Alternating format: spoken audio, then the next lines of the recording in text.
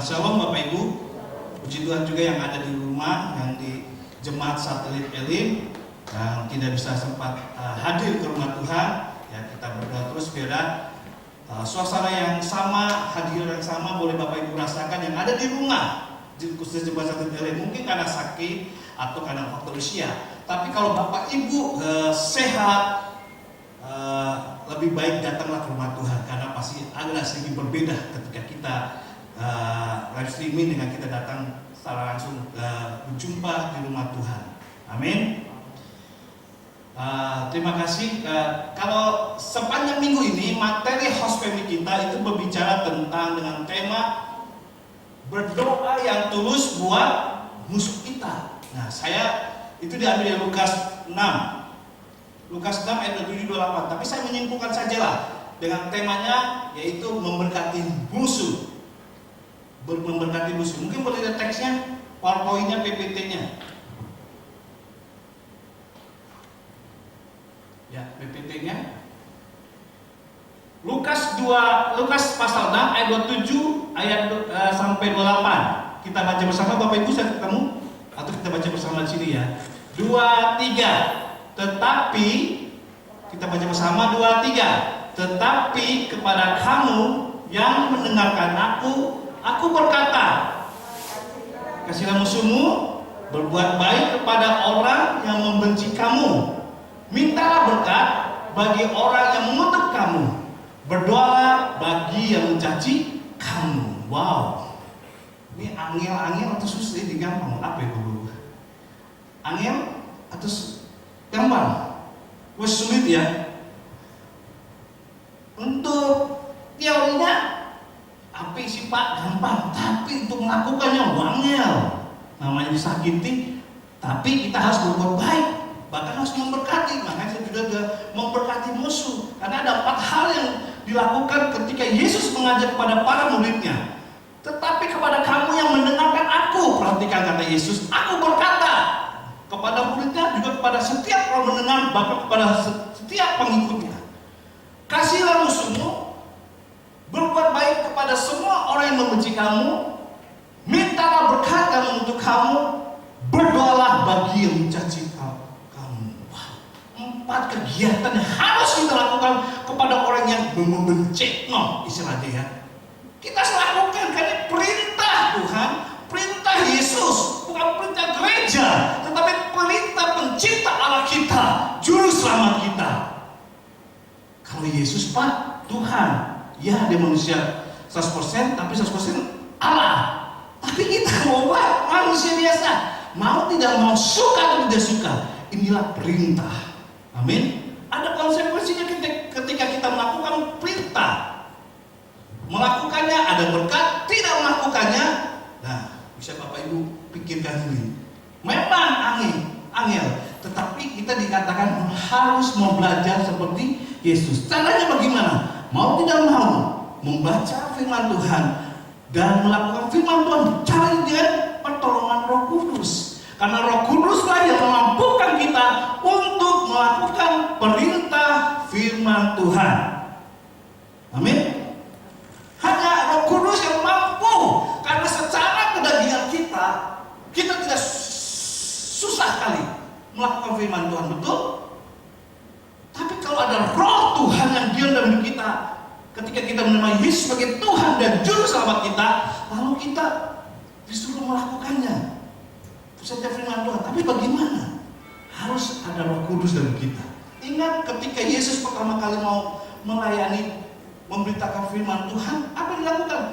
Mengakui Allahnya, sehingga dikatakan ini anakku yang berkenan. Mengakui Allahnya itu melakukan perintah Tuhan, dia dibaptis. Ketika dia taat perintah Tuhan, ada Roh Kudus yang berkata, suara Allah, inilah anakku yang kukasihi, kepadanya aku berkenan. Melakukan perintah Tuhan, maka Roh Kudus akan datang dan kita minta. Bahkan ketika Tuhan mau memerintahkan para muridnya di loteng Yerusalem, dia kata, tunggu dahulu di sini dia, dan aku akan memberikan Roh Tuhan padamu, lalu pergi dan beritakanlah Injil. Jadi ada perintah tersebut, tapi ada penyertaannya, yaitu Roh fokus dan memampukan kita untuk melakukan perintah Tuhan. Amin. Waduh, amin. Cuma 2 orang ya. Masih susah berarti ya, masih akhir ya. Tapi kita belajar. Ada kasus-kasus tertentu kalau di Wikipedia kita itu di dalam kitab Mazmur, yaitu tentang Daud. Sebelumnya saya mempromosikan dulu tanggal 21 Juni kegiatan Komisi JBN ada ibadahnya jam 7 malam dengan pembicaraan pendeta Daniel Sandra dengan judul mengubah situasi krisis menjadi berkat. Jadi Bapak Ibu segera mendaftar melalui Lenggaya, supaya karena kursinya terbatas hanya 212 dan konsumsinya dibatasi sesuai kursi.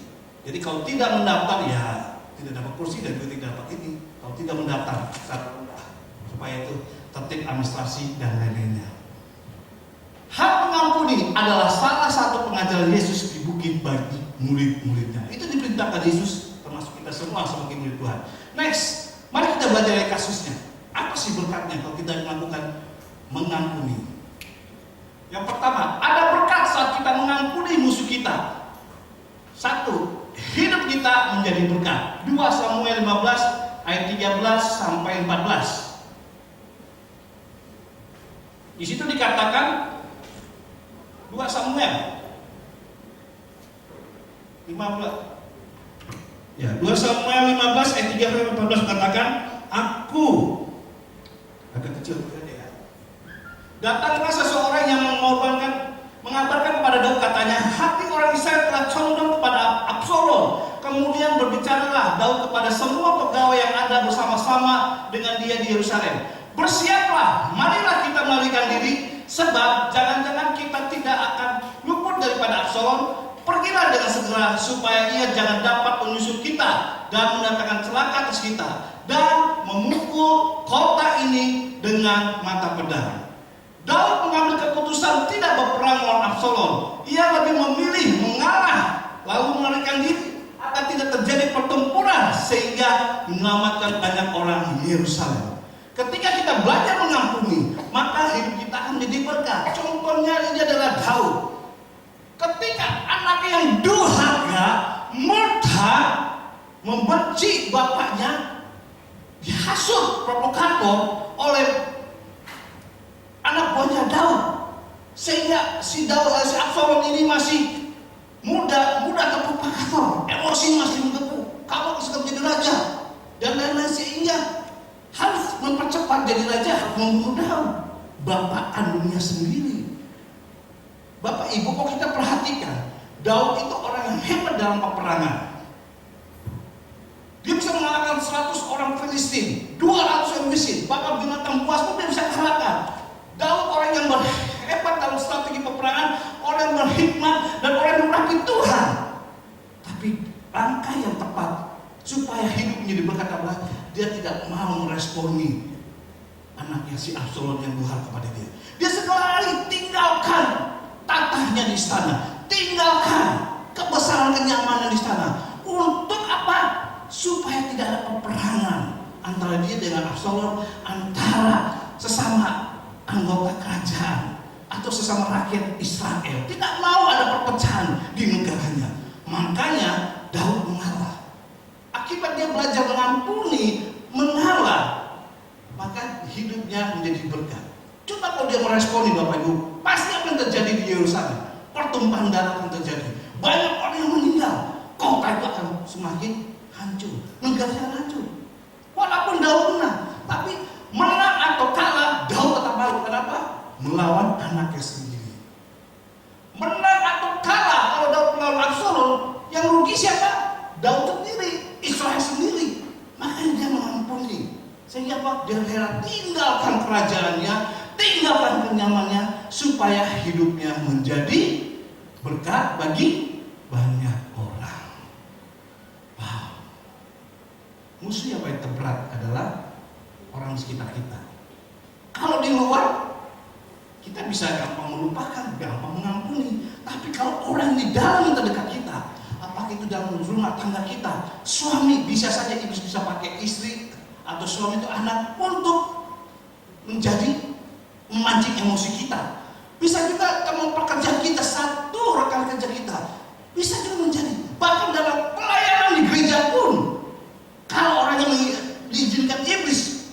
memancing emosi sehingga antar pelayanan pun bisa jadi berantakan. Tapi apa yang kita lakukan sebagai murid Tuhan, sebagai pelayan Tuhan, untuk menjadi berkat adalah belajar mengampuni. Karena mengampuni maka hidup kita menjadi berkat. Amin. Susah itu memang untuk belajar mengampuni kepada orang yang membencengno, yang menjengkelkan kita. Kita biasa-biasa aja, tiba-tiba dia iri hati, dia jealous sehingga dia benci kita. Memang tidak gampang, tapi Daud belajar karena menang atau kalah dia tetap malu, karena itu sudah sendiri. Amin. Menang atau kalah kita ribut dengan suami atau istri atau anak, kita juga akan malu. Keluarga kita akan malu, itu aib kita sendiri. Betul? Memang umur pernikahan saya masih baru 16 tahun, tetapi ya selama 16 tahun itu ada terjadi dalam percikan rumah tangga. Bapak ibu yang sudah lebih pasti mengalami. Tetapi puji Tuhan sampai kita tetap belajar untuk bersama-sama dengan orang kita cintai yang sudah disatukan Tuhan, bersama anak dan istri kita atau bersama suami kita. Itu kan ada Roh Kudus dalam hidup kita untuk belajar mengampuni. Amin. Seorang suami belajar mengampuni istrinya yang baru datang ke kantor, tiba-tiba dia cerita dari pagi sampai sore. Nah, kita bisa mendengarkan dia, tidak meresponi, tapi mendengarkan saja itu sudah menjadi berkat. Betul ibu-ibu? Kalau seorang ayah suami baru pulang dari rumah, baru capek bekerja, tiba-tiba bukan disibukan kopi atau masak makanan, tiba-tiba disibukan cerita curhatan seorang istri. Tapi kalau kita belajar meresponi saja dengan baik, maksudnya mendengarkan saja, itu sudah jadi berkat bagi istrinya. Amin. Betul ibu-ibu? Maka juga sebaliknya kepada istri dan suami. Kalau kita bisa meresponi dengan baik, belajar, maka ada berkat. Ada kesalahan apapun bisa diminimalisir. Ada keributan apapun bisa diminimalisir. Asal kita mau hidup kita jadi berkat. Susah memang untuk mengendalikan emosi. Susah untuk mengendalikan. Makanya dikatakan orang yang lebih pahlawan adalah orang yang belajar mengendalikan emosi. Melebihi dari seorang pahlawan, melebihi dari seorang pejuang, melebihi fighter. Dan itu akan menjadi berkat. Ternyata menjadi pahlawan bukan hanya untuk berperang saja, tetapi belajar menahan emosi, menahan emosinya untuk tetap menjadi baik. Itu adalah seorang pahlawan. Dalam rumah tangga, kalau kita melihat statistik di dalam tetangga kita, pengadilan agama, banyak orang yang cerai. Yang cerainya bukan suami yang menceraikan istri, tetapi istri yang menceraikan suami. Kenapa? Akibat pandemi. Karena pandemi ini banyak tidak ada pekerjaan. Jadi permintaan perceraian itu banyak sekali. Ada orang Kristen? Pasti ada. Tapi kalau anak Tuhan, meskipun hidup susah, ekonomi susah, sakit penyakit, dia tetap bisa merangkul dengan baik. Amin. Gak gampang, tapi inilah kita lakukan. Kalau musuh di luar, kalau nggak kita kenal, kita bisa mengalahkan. Tapi kalau musuh di dalam rumah, keluarga, di dalam pekerjaan, di dalam satu tim pelayanan, bagaimana kita tetap bisa menjadi berkat? Karena mengampuni, hidup kita bisa mendapatkan berkat. Ini yang dilakukan Daud. Dia menjadi berkat supaya tidak ada perpecahan di antara sesama rakyatnya. Yang pro Absalom, yang pro Daud. Begitu juga pasukannya yang pro kepada Absalom maupun kepada Daud. Daud memilih tengah-tengah. Dia tinggalkan kenyamanan, dia tinggalkan tahtanya demi apa? Menjadi berkat. Memang ada pengorbanan untuk belajar mengampuni dan menjadi berkat. Harus ada pengorbanan. Mau sekolah, mau pintar, harus belajar. Mau bekerja mendapatkan uang memenuhi kebutuhan hidup, harus bekerja. Mau diberkati Tuhan, harus beribadah, harus baca kitab, harus melayani. Maka hidup kita akan diberkati Tuhan. Amin. Ada pengorbanan. Pengorbanan itulah yang menjadi berkat bagi kita. Terutama pengorbanan untuk mengampuni. Amin. Mengampuni. Yang kedua,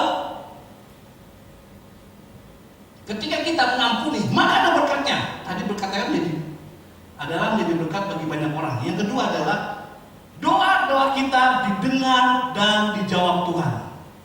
Mazmur 66 ayat 16 ayat 20. Kita baca bersama ya Bapak Ibu. 2, 3. Seandainya ada niat jahat dalam hatiku, kita baca bersama 3. Tentulah Tuhan tidak mau mendengar. Sesungguhnya Allah telah mendengar. Ia telah memperhatikan doa yang kuucapkan. Terpujilah Allah yang tidak menolak doaku dan tidak menjauhkan kasih setianya daripadaku. Inilah doa Daud. Kenapa doanya mau didengar Tuhan? Yaitu kenapa? Belajar mengampuni. Iya, Daud mengampuni musuh-musuhnya. Ada 2, yaitu Saul sang mertua dan Absalom adalah anaknya. Kepada Saul Daud berkata kepada orang-orangnya, dijauhkanlah Tuhan kiranya daripadaku untuk melakukan hal yang demikian kepada Tuhanku, kepada orang yang diurapi Tuhan, yakni menjala dia, sebab dialah yang diurapi Tuhan. 1 Samuel 24 ayat 27. Bapak Ibu tahu kalau Daud iri hati, keberhasilan Daud itu sangat mengempal. Maka orang berkata, Saul bisa membunuh beribu-ribu orang, tetapi Daud bisa membunuh orang berlaksa-laksa. Tentu ini hati si Saul ini kepada Daud. Dia sangat disuka. Dan ada berapa kali dia mau membunuh si Daud dengan berbagai cara. Dan ketika ada kesempatan Daud ketika Saul mencari Daud untuk mengejar dan untuk membunuhnya, si Saul masuk di padang belantara, masuk sebuah gua karena pengen maaf, pengen buang hajat. Dan di dalam gua ada Daud. Dan kesempatan pasukan Daud berkata kepada Daud, kesempatan ini mungkin waktunya Tuhan, kamu bisa membalas dan membunuh si Saul. Daud berkata, tidak. Dijauhkanlah Tuhan kiranya padaku untuk melakukan hal yang demikian kepada Tuanku, kepada orang yang diurapi Tuhan, yakni menjamah dia, sebab dialah orang yang diurapi Tuhan. Daud menghormati Saul, meskipun Saul sudah iri hati dan mau membunuh Daud, tapi Daud tetap menghormati dengan cara dia tidak mau membunuh. Karena pembalasan adalah milik Tuhan. Disitulah doanya bisa dijawab ketika belajar mengampuni. Yang kedua, ketika kepada Absalom, Daud berkata, raja-raja memerintahkan pada Yoab, Abisai dan Itai demikian, perlakukanlah Absalom orang muda itu dengan hak karan aku. Dan seluruh tentara mendengar ketika raja memberi perintah itu kepada semua kepala pasukan mengenai Absalom. 2 Samuel 18 ayat 5. Ketika pasukan Daud mau membunuh si Absalom, Daud berkata, jangan kau bunuh si Absalom karena dia masih muda, dia adalah anakku. Dia tidak tega. Pasukannya juga bingung pada Daud. Lo anaknya sudah murtad melawan orang tua dan ingin membunuh orang tua. Tapi Daud bilang, jangan kau bunuh anak itu, Absalom anakku, karena dia masih muda. Daud tahu bahwa anak muda masih labil emosinya. Walaupun tidak ada itu tidak benar, tapi Daud masih belajar mengampuni. Kenapa? Absalom tetap adalah anaknya.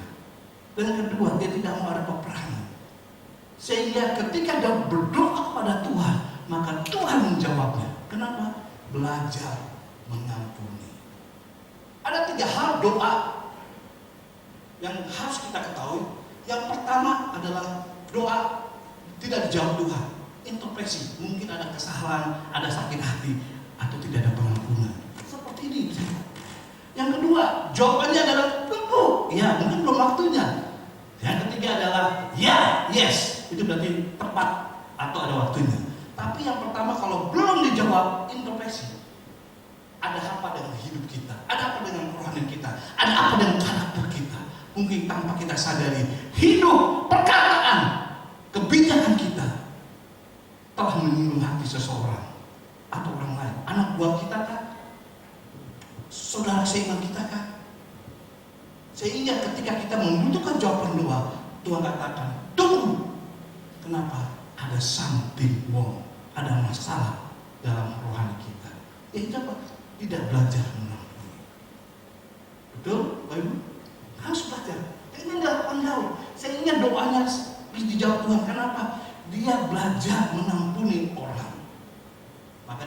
Daud seperti sahabatnya Tuhan, karena begitu lembut hatinya. Dan doa-doanya dijawab karena dia belajar mengampuni, sehingga doa bisa dijawab.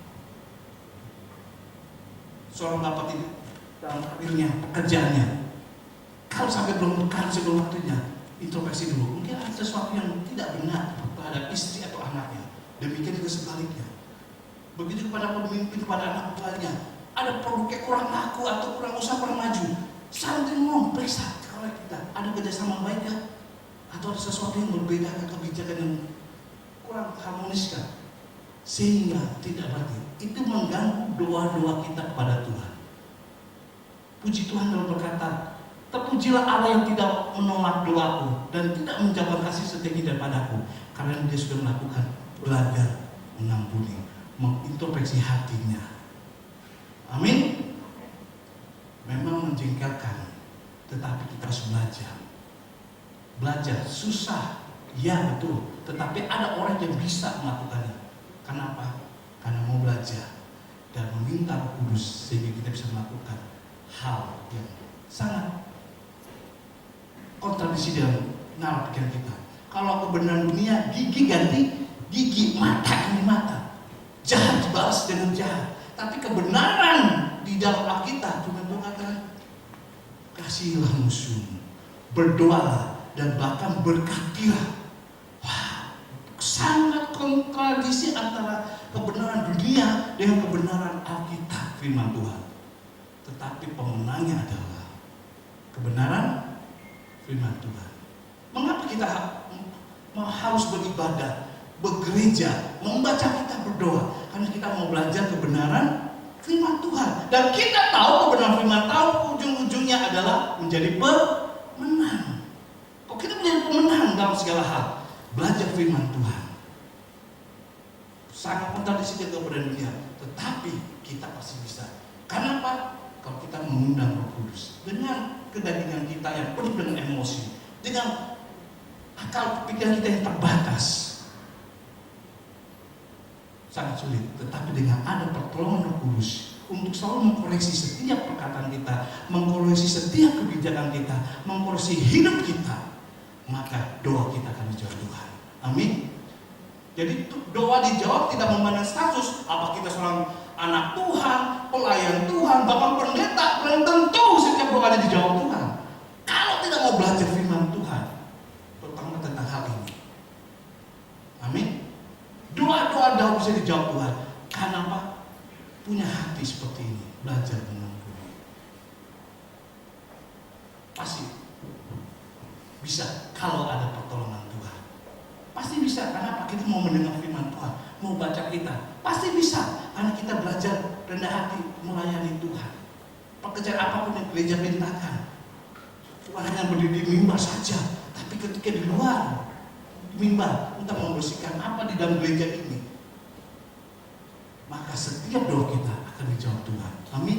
Melayani bukan berarti menyombongkan kau ahli kita, kau pintaran kita, maka doanya pasti dijawab Tuhan. Tidak, Bapak Ibu. Yang doa dijawab Tuhan adalah karakter kita yang mau diajar sesuai dengan firman Tuhan. Dan itu membutuhkan pertolongan Roh Kudus. Sehingga pujian kita akan diurapi. Firman doa, firman Tuhan yang disampaikan, dan kita terima diurapi Tuhan. Dan mujizat jadi kita dilakukan. Karena apa? Kita mau belajar. Ini yang gampang ngomong sulit, tetapi bisa. Amin. Jadi tahu kira-kira kamu pasti bisa. Tengok kira-kira kamu pasti bisa. Amin. Pasti bisa. Ada berkat di balik pengakuan. Saya akhiri dengan sebuah kesaksian. Anak Tuhan, pelayan Tuhan. Dia berkata, Pak Bosal, waktu saya kembali berjumpa dalam reuni komunitas teman kuliah, dia jurusan hukumnya. Ya, dia bekerja. Wah, saya berhasil, punya kedudukan ini, punya jabatan ini, bahkan punya hak ini. Dan pelayannya jemaat kita ini dia juga berkata, kok aku biasa, tapi ketika diberitahu, oh ternyata lebih hebat, lebih bagus. Langsung dia memberikan hoax, memberikan fitnah kepada pelayan Tuhan ini, bahwa ini nggak benar, ini pasti korupsi, ini kan lain. Memfitnah, ada bahwa dia bisa punya koneksi dengan pejabat-pejabat, punya pekerjaan ini, pasti ada apa-apa. Sehingga di kalangan seangkatannya selama itu jadi berita yang baik. Dan ayat paling hanya coba, ya Tuhan, ya sudah. Dia tidak bisa menutup apa yang menjadi kesalahan yang orang yang berbuat. Dia hanya berdoa. Firman Tuhan akan membuktikan siapa yang benar dan siapa yang salah, siapa yang menyuruh fitnah, siapa yang tidak, siapa yang bekerja dengan jujur atau tidak. Betul Bapak Ibu, ketika dia di fitnah tersebut, anak Tuhan berkata, biarkan saja, biar Tuhan akan membalas. Yang penting saya hidup bekerja yang benar, dan pertolongan Tuhan diberkati Tuhan. Dan tidak berapa lama kemudian, berapa tahun kemudian, tiba-tiba orang yang fitnah jemaat ini masuk penjara. Kenapa? Korupsi. Dan yang lebih parah lagi, semua disita. Sehingga istri dan rumahnya tidak ada, barang-barangnya disita. Dan sampai istrinya ngadu, Pak, tolonglah saya. Sang jemaat berkata, dia kunjungi karena dia nama teman satu fakultas dahulu. Dia kunjungi dan dia minta maaf. Dia bilang, tidak apa-apa, sekarang ampuni kamu. Karena saya tahu kamu bisa menunjukkan kamu ini. Tapi saya sebagai seorang anak Tuhan, saya seorang Kristen, firman Tuhan kata belajar mengampuni dan serahkan kepada Tuhan. Dia menangis. Orang tersebut, maafkan saya. Tapi saat jemaat ini berkata, anak Tuhan berkata, bukan saja saya mengampuni kamu, tapi saya mau ngasih berkat buat kamu. Apakah itu bebasin? Bukan. Itu tetap tanggung jawab. Apa yang ditabur akan dituai. Ditaruh di penjara, tetapi istrinya, anak-anaknya bukan dipinjamkan rumah, bukan hanya dipinjamkan rumah, tetapi istrinya diberikan pekerjaan, sehingga dia tidak kepikiran memikirkan istri dan anaknya serta tempat tinggal, bahkan pemasukannya. Sampai dia, Pak, aduh saya minta maaf benar, minta maaf tidak menyangka hatimu. Bahkan teman-teman yang lain, kamu ini hatimu terbuat apa kan? Orang sudah menyakiti kamu, sudah memfitnah kamu di teman kita. Tapi kamu malah sebaliknya kamu lakukan berbuat baik, bukan hanya mengampuni, tapi kamu memberkati dengan memberikan istri dan anak tempat tinggal dan memberikan pekerjaan. Dia bilang, hati saya terbuat biasa saja, hidup saya, tapi karena ada Yesus, sehingga saya bisa belajar mengampuni plus memberkati. Amin. Kalau jemaat pelayan Tuhan bisa, maka kita pun bisa. Karena kita menyembah Allah yang sama, kita baca firman Tuhan yang sama, kita memuji Tuhan yang sama.